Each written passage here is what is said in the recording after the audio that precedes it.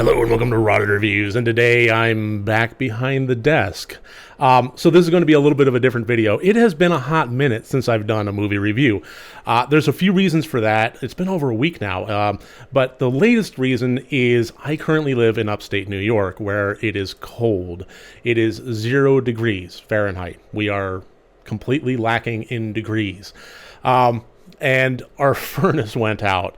It's not a situation of, an immediate fix. They're trying to source the part.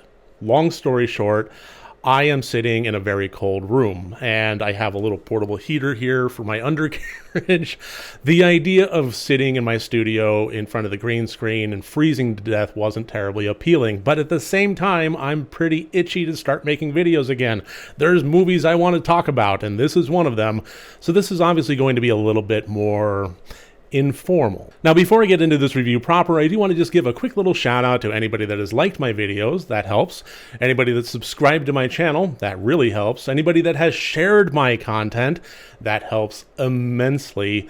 And certainly to all of my Patreon subscribers. If you're interested in joining the Rotted Reviews Patreon, the lowest tier starts at $1. We have Discord benefits, watch parties, special things, behind the scenes, exclusive videos, all sorts of fun stuff. It's a great little community, and I highly encourage anybody that's interested to at least check out the link below. All right, so I said I wanted to talk about movies, and the first one that I want to talk about is the 2021 movie Ghosts of the Ozarks. I saw this available as an Amazon Prime rental for $7, which is not a small amount of money considering that this isn't a huge blockbuster. But at the same time, it is a slightly bigger movie, slightly bigger budget, slightly more grand spectacle than a lot of the more indie fare.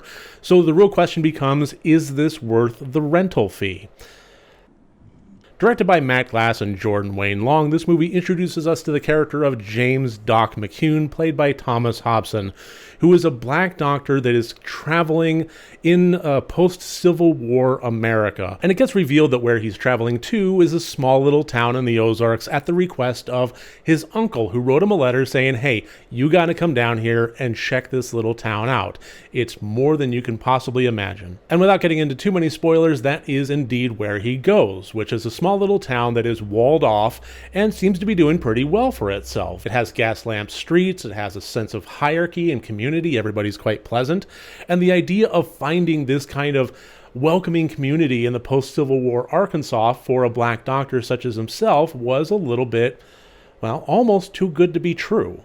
Or is it? So the notion of this movie is not entirely 100% original, this being a little village that is not necessarily everything that it seems to be on the surface is, well, it's been done before. And again, without getting into major spoilers, I will say that as this movie continues on and the mysteries get revealed about this little village, it all seems more and more familiar. There were, however, some elements of this film that seemed original on the surface and were honestly one of the big draws that had me click the purchase button, and most of those did work. Thomas Hobson playing James Doc McCune as the doctor that has a past he's trying to hide from everybody, while at the same time making his way into a future in this settlement, I thought performed things fairly well. It was a bit of a draw to see him in this, and I thought that as a protagonist, as somebody that is simply allowing us to walk in his shoes and show us this village and kind of be the element that we follow, it worked serviceably well. I don't think there was anything award-worthy about the performance, but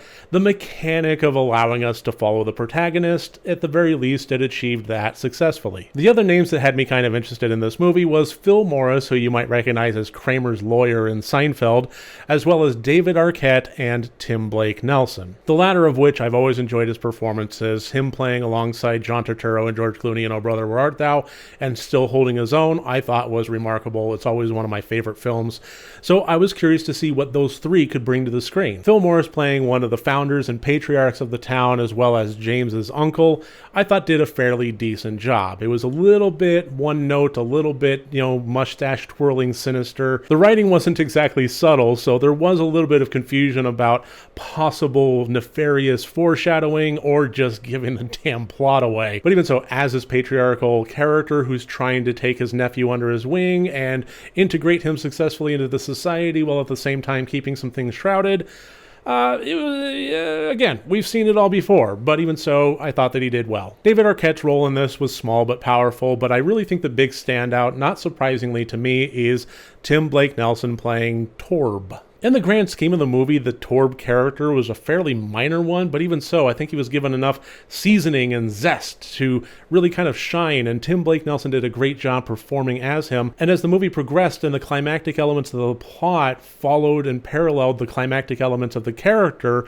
it was just better and better and better on top of it. But even so, with some performances that I think were at the very least noteworthy, I do have to admit that this movie kind of winds up in this weird middle ground place of good, but ultimately kind of forgettable. It seems a bit clear to me that this is a movie that definitely benefited from its larger budget, but at the same time didn't have quite as much heart as I was hoping, and also at the same time, oddly enough, felt very constrained by its lack of budget. It wasn't a big tens of millions of dollars blockbuster kind of thing, and it honestly felt like it was really trying to strive towards that. Being a period piece with the set design and the costuming and everything, it couldn't have been a cheap thing to pull off, but at the same time, not having a budget of $80 million, I couldn't help but feel like it felt very constrained, very small in the scope of what it was trying to accomplish. So in the grand vision of what Ghost of the Ozarks was trying to put forward, I couldn't help but feel like, as I was watching it, that it achieved it on a competent level, but never really rose above that. It didn't reach a wild level of success. It didn't feel grand. It didn't feel epic, and I really think that it was trying to. Moreover, on an individual character level, when it really kind of dug deep and drilled down into the townsfolk and so forth, I feel like it kind of missed the mark there as well. As lovely as the grand set pieces that it tried to put forward were, I would have been happier if it had actually dialed things back.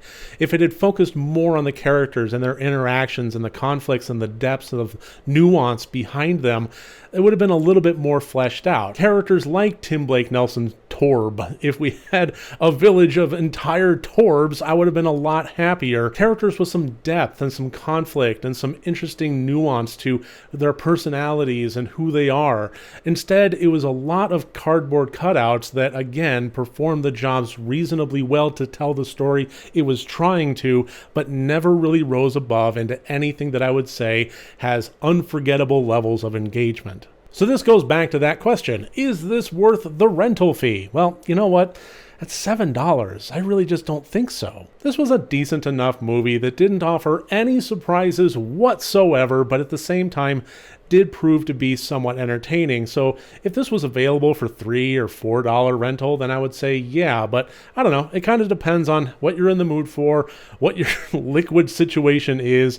If $7 is a pittance to you, then, you know, maybe it's worth pulling the trigger. Otherwise, you know what? I would wait just a couple months, let it come down in price, and go from there. So there you go. That's my review of Ghosts of the Ozarks. Thank you so much for joining me here today. I look forward to seeing you in my next review. Remember, next time you want to watch a horror movie, first make sure that it's good and rotted.